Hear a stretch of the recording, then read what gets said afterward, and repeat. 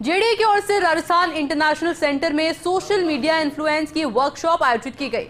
आयुक्त सिद्धार्थ महाजन की अध्यक्षता में हुई इस वर्कशॉप में जेडीए की ओर से ऑनलाइन सेवाओं और आईटी के नए नए नवाचारों को लेकर जानकारी दी गई। इस मौके पर जेडीए आयुक्त सिद्धार्थ महाजन से एक्सक्लूसिव बातचीत की एसोसिएट एडिटर अभिषेक श्रीवास्तव ने। जेडीए आयुक्त सिद्धार्थ महाजन का किसी भी मीडिया को दिया गया ये पहला 1-to-1 है। आज जेडीए की ओर से सोशल मीडिया इन्फ्लुएंसर की वर्कशॉप 2.0 आयोजित की गई। इससे पहले 24 दिसंबर 2025 को आयोजित की गई थी। आज जेडीए आयुक्त सिद्धार्थ महाजन की अध्यक्षता में पहली बार ये सोशल मीडिया इन्फ्लुएंसर वर्कशॉप आयोजित की गई है। इस पर बातचीत के लिए खुद जेडीए आयुक्त सिद्धार्थ महाजन मौजूद है। सर, ये इस तरह की जो वर्कशॉप आप ये दूसरी वर्कशॉप आयोजित करें, ये किस तरह से जेडीए की लाभकारी रहती है?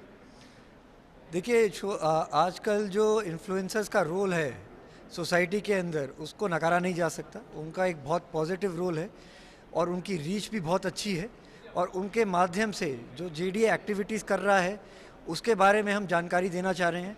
साथ ही उनके माध्यम से हम फीडबैक भी लेना चाह रहे हैं कि कौन सी चीज़ पब्लिक को अच्छी लग रही है ताकि उसको हम रेप्लिकेट कर सकें, और कौन सी चीज़ में पब्लिक सोचती है कि अभी सुधार की गुंजाइश है, ताकि उसके अंदर हम कुछ करेक्शंस कर सकें और उसको बेटर कर सकें।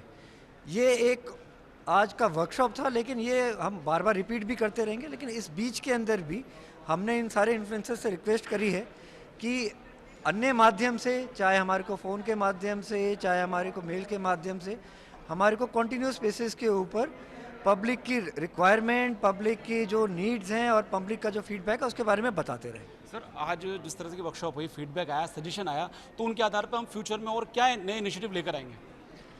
जो आज के बारे में जो फीडबैक आया था उसमें से कुछ इश्यूज ये आए थे, जैसे कि पब्लिक को एजुकेशन की ज़रूरत है, स्पेशली ग्रामीण इलाके को एजुकेशन की ज़रूरत है। उसके अंदर हम इन्हीं इन्फ्लुएंसर्स को भी यूज़ कर सकते हैं और दूसरे माध्यम, चाहे वो प्रिंट मीडिया हो, चाहे वो आपका सोशल मीडिया हो, और direct interaction with public representatives के माध्यम से लोगों को प्रॉपर्टी के बारे में समझाना और लोगों को बताना कि कौन सी प्रॉपर्टी सही है, कौन सी कॉलोनी गलत है। उसके बारे में भी एक फीडबैक ये भी आया कि इंक्रोचमेंट जो होता है उसके ऊपर थोड़ा सा और अच्छा एक्शन होना चाहिए और प्रॉम्प्ट एक्शन होना चाहिए। तो उसके लिए भी हमने एक कवायद शुरू करी है। हमने एक सॉफ्टवेयर बनाया है जिस माध्यम से हम लोगों को इन्वाइट कर रहे हैं उसके ऊपर शिकायत करें, और वो एंड टू एंड सॉफ्टवेयर बनाया है ताकि सीनियर ऑफिसर्स बैठे बैठे उसको देख सके कि कितने दिनों में क्या क्या कार्रवाई हुई। जैसे अगर आता है उसके बाद हम नोटिस देते हैं, नोटिस देने के बाद उसका जवाब आता है, उसका परीक्षण करते हैं, उसके बाद अगर कार्रवाई करने की ज़रूरत है तो कार्रवाई करते हैं। लेकिन आज तक क्योंकि ये एक जगह संकलित नहीं था तो पता ही नहीं चलता था किसमें कार्रवाई और किसी को दबा दिया गया। तो अब वो स्थिति नहीं रहेगी। अब हमारे डैशबोर्ड के ऊपर अवेलेबल रहेगा कौन सी शिकायत कब आई और किस स्टेज पे अवेलेबल है। सर, जिस ऐप की आप बात कर रहे हैं इंक्रोचमेंट और इलीगल कंस्ट्रक्शन के लिए, कब से ये लाइव हो जाएगा? ये हमारा एप्लीकेशन आना लाइव हो चुका है, लोगों ने अप्लाई करना भी शुरू कर दिया है।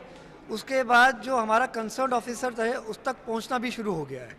उसके बाद का पार्ट जो है कि उसके अंदर क्या एक्शन लिया गया वो अभी डेवलप हो रहा है और 30 अप्रैल तक वो वाला पार्ट भी डेवलप हो जाएगा। सर, एक सजेशन में यह आपने डिसाइड भी किया है कि जब पंचायती राज के चुनाव होंगे तो जो नए प्रतिनिधि आएंगे उनको ट्रेनिंग दी जाएगी? जी देखिए, अब जेडी एरिया के अंदर बहुत सारे नए गाँव भी ऐड हो गए हैं और जो हमारे चुने हुए रिप्रेजेंटेटिव्स हैं, स्पेशली दोनों इलाके के, अर्बन एरिया के भी और ग्रामीण इलाके पे भी, उनके लिए जेडीए के साथ इंटरेक्शन एक बहुत ज़रूरी इंपॉर्टेंट एक पार्ट बन गया है, क्योंकि वो हमारी पब्लिक को रिप्रेजेंट करते हैं और उनके केसेस हमारे पास लेके आते हैं। परंतु ग्रामीण इलाकों के रिप्रेजेंटेटिव्स को कई बार जेडीए की वर्किंग, जेडीए से जो काम होते हैं उसके अंदर क्या रिक्वायरमेंट है, उसके लिए कहाँ आना है, कैसे करना है, उसके बारे में जानकारी नहीं होती। पंचायती राज विभाग इनकी ट्रेनिंग कराता है। इसके साथ साथ हम जेडीए के लेवल से भी हमारे यहाँ पे जितने भी गांव हैं उनमें जितने जनप्रतिनिधि चुन के आएंगे उनकी भी ट्रेनिंग कराएंगे। सर, आपको 4 महीने कुछ समय हुआ है, लेकिन आपने 2 बड़े नवाचार यहाँ पे लागू किए, एक तो ई जन सुनवाई सिस्टम और एक डायलॉग, आपसी डायलॉग। तो उसके किस तरह के बेनिफिट आ रहे हैं? देखिए, ई जन सुनवाई के काफ़ी सारे अच्छे बेनिफिट्स आते हैं। एक तो उसका ये है कि उस कंप्लेनेंट को हमारे यहाँ पे आना नहीं पड़ता, वो घर बैठे बैठे कर सकता है।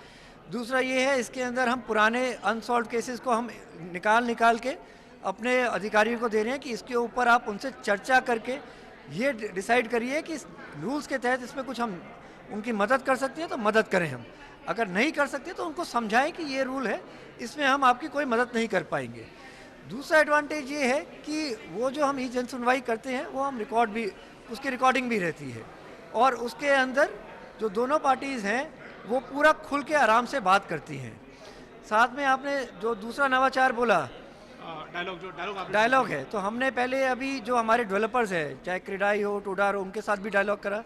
उससे पहले हमने जो हमारे एप्लीकेंट्स हैं, जो हमारे उनकी ग्रीवेंसेस थी कि उनका केस सॉल्व नहीं हो पा रहा है और बहुत दिनों से वो चक्कर लगा रहे हैं, उनमें से भी हमने लोगों को बुलाया और 2 बार इस तरीके की हमने सुनवाई करी है, और उनको हमने उनकी फाइल में क्या लिखा हुआ है, किस कारण से उनका काम नहीं हो पा रहा है, सामने खोल के दिखाया।